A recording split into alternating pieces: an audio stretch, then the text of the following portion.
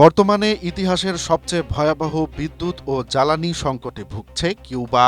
দেশের ডিজেল ও ফার্নেস অয়েলের মজুদ শেষ হয়ে যাওয়ায় সাধারণ মানুষকে দিনে অন্তত ২২ ঘন্টা পর্যন্ত বিদ্যুৎহীন থাকতে হচ্ছে।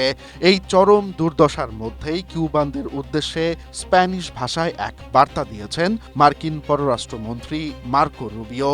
তিনি এই সংকটের জন্য মার্কিন তেল অবরোধকে দায়ী না করে কিউবা সরকারের দুর্নীতি ও অব্যবস্থাপনাকে দোষারোপ করেছেন।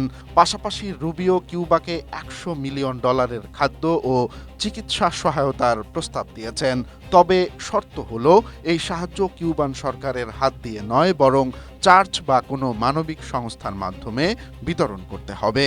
অন্যদিকে কিউবা সরকারের দাবি, ডোনাল্ড ট্রাম্প প্রশাসনের একের পর এক কঠোর নিষেধাজ্ঞা ও তেল আমদানিতে বাধার কারণেই দেশটিতে এই মানবিক সংকট তৈরি হয়েছে।